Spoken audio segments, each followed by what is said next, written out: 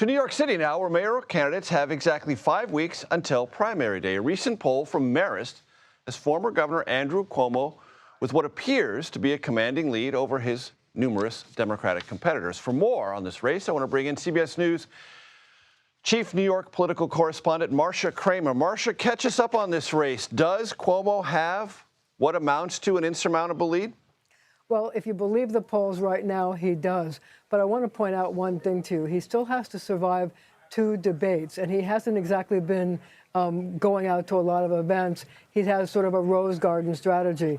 So I think the first debate, which is going to be everybody in the field, which will be 8 people against him, I think you're going to have 8 people trying to take him down.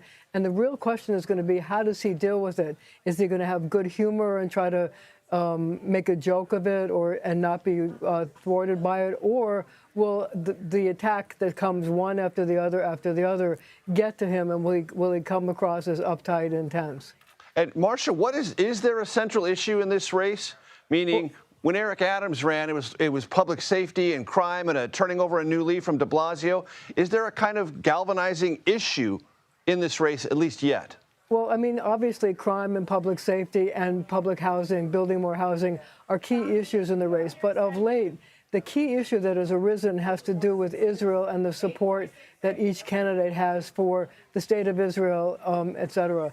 And one of the issues has been that the socialist candidate in the case, Zohar Mamdani, has not supported Israel and has now has not signed various pieces of legislation in the state assembly that support Israel and also support the Holocaust.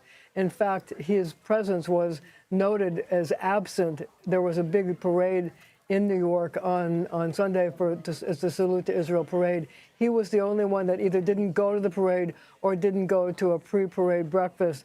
And many Jewish New Yorkers have pointed that out as a problem for them, especially with a huge rise in Jew hate. It's like the biggest rise that they've seen in the last 2 years.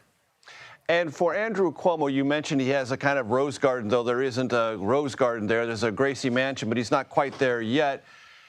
Is there any conversation, even at the lowest levels, about why he left the governorship and the scandal around that? Or is that not really part of this mayoral conversation? Well, you know, the other candidates are trying to use those issues to hurt him. But if you talk to pollsters, what they'll tell you is they think that those issues, the people who died in nursing homes, et cetera, they're sort of baked in. But one thing that I think is sort of interesting is he sort of decided to own the issue. And his first commercial, which is called Crisis, talks about how he had all of these televised press conferences during the COVID scandal. They show him being forceful, standing up to President Trump and demanding help from Washington while he came up with programs in New York because we were the only ones that were dealing with it the same way as everybody else in the country. So he's actually leaning into the whole, COVID thing and his leadership during that time in New York City and New York State.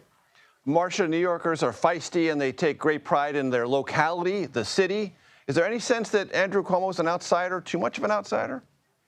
Well, I mean, he is an outsider, but he's also been in government since his father. He was, his father's special advisor when he ran for governor in the 80s. And so he's been a part of the fabric of New York for decades and decades. Remember, he was Attorney General for 8 years before he ran for governor. So to New Yorkers, he's part of the fabric. But I think one of the things that they like about Andrew Cuomo is that they think that he will stand up to Trump, that he is a strong person, and that if anybody will fight and take on the president, that Andrew Cuomo is the guy. Of course, every other candidate in the race is saying they have the same chops to do it. It remains to be seen if they decide to support the other candidates.